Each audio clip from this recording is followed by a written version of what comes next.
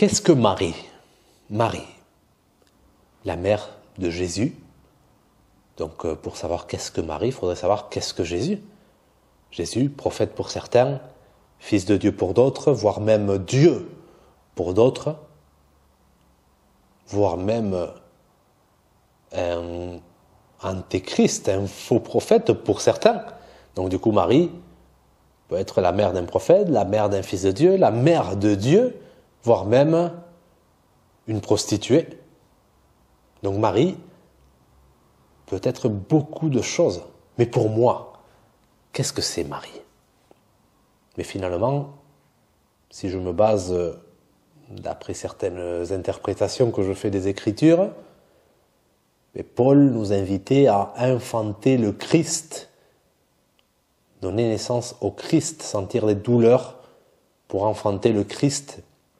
Donc si nous, on doit enfanter le Christ, et si Jésus, on l'accepte comme le Christ, du coup, Marie, c'est nous aussi, c'est nous. Nous avons Marie à nous. Donc je suis Marie. Et si je dois enfanter le Christ, et nous, on doit devenir justement le Christ, mais le Christ devient, nous devenons le Christ. Et si nous devenons le Christ, donc Marie et Jésus sont la même chose. D'ailleurs, ça me rappelle ce que l'apôtre Paul disait, mais il n'y a plus homme, femme. Même Jésus disait, qui est ma mère? Qui sont mes frères? Et en s'adressant aux gens qui étaient avec lui, il disait, voici ma mère, voici mes frères. Donc Marie peut prendre toutes les formes que nous voulons lui donner. C'est la mère de l'espoir, la mère du salut, mais en même temps, elle peut être aussi la mère de la perdition, la mère du désespoir. Mais espoir, désespoir, n'est-ce pas la même chose à la fin aussi? Il n'y a plus d'espoir, il n'y a plus de désespoir. Tout fait un. Donc si Marie égale Jésus, Marie aussi, dans cette vision de Trinité, on pourrait rajouter Marie aussi. Le Père, le Fils, la Mère, le Saint-Esprit. Et pourquoi nous limiter à 4? Pourquoi ne pas nous limiter à 5, à 6, 7? On est combien de personnes? 8 milliards de personnes sur Terre. Pourquoi? Il y a 8 milliards de Marie. Et encore, je pourrais voir plus loin, je pourrais voir les animaux, les plantes, la matière. Tout est Marie, tout est Jésus, tout est Dieu. Pourquoi pas? Bien sûr, cela peut choquer certains. Ils pourraient être tentés de dire non. Et ils auraient aussi raison. Donc Marie, ce n'est rien, rien de tout ça, rien de tout ce que tu as dit, alors que j'ai dit que Marie est tout, mais Marie est rien aussi. Donc le rien, le un, le tout, c'est la même chose. Ce n'est pas une question de chiffrer Dieu en quelque sorte. On veut donner un chiffre à Dieu. On veut donner un nombre. Non, Dieu c'est un. Non, Dieu c'est plusieurs. Non, Dieu, il n'y a pas de Dieu, c'est personne, c'est rien. On veut quantifier Dieu. On veut quantifier Dieu. En fait, Marie, c'est ce qu'on veut qu'elle soit. C'est tout ce qu'on peut imaginer. C'est la mère de nos idées. Marie, c'est nous. Donc, si Marie, c'est nous, tout est nous. Mais toutes les interprétations qu'on peut avoir de Jésus, de Dieu, tout ça, c'est nous. Ça passe par nous. Tout simplement. Donc Marie, c'est tout ce qu'on veut qu'elle soit.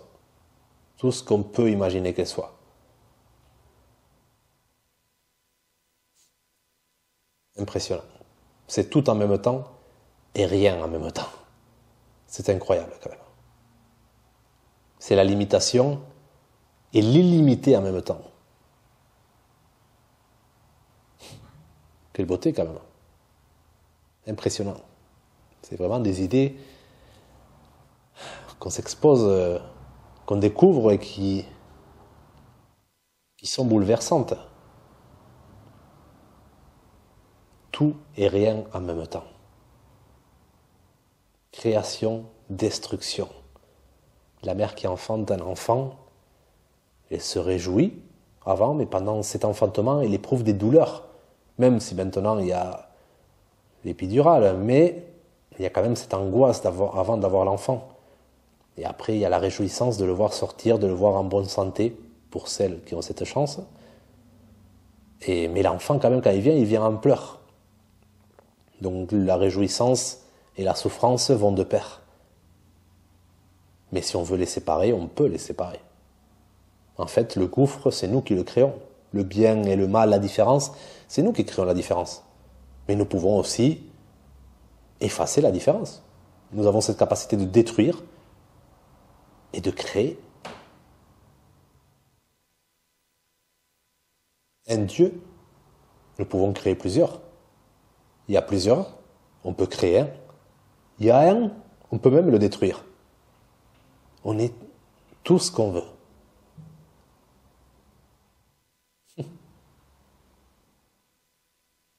Ouais.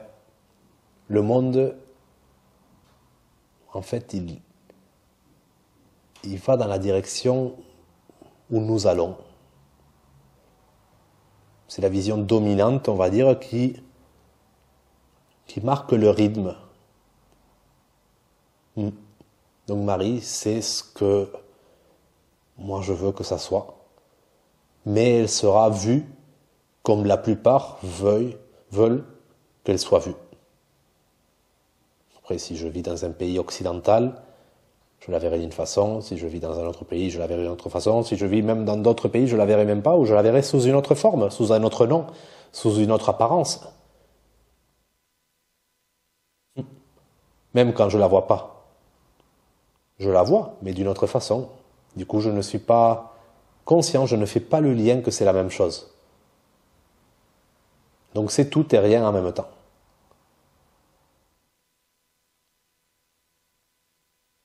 Donc toutes les réponses au sujet de Marie sont vraies. Par contre, dans mon quotidien, pour la définir, la limiter, la posséder, je dois faire un choix. Je dois faire un choix de ce que c'est. Donc observer Marie, étudier Marie, c'est la limiter, c'est la mettre dans un bocal et voir une petite facette de ce que c'est vraiment. C'est comme définir Dieu. Dès le moment où on essaie de définir ce qu'est Dieu, ce qu'est le vrai chemin, c'est prendre dans un bocal, c'est un peu mettre le génie dans la lampe. Une si grande chose dans un endroit si petit, dans un récipient. Tout ce pouvoir limité. Et un pouvoir ne serait pas tout puissant s'il ne pouvait pas se limiter non plus. La toute-puissance absolue passe par l'impuissance. Intéressant. Donc, je peux tourner en rond pendant des siècles, des millénaires sur la question qu'est-ce que Marie? Tout ce qui traversera mon esprit, c'est Marie. Parce que c'est elle qui donne naissance à tout ça. Parce que c'est le tout. Et en même temps, c'est le rien. Voilà ce qu'est Marie. Voilà ce que nous sommes tous. Voilà ce que je suis.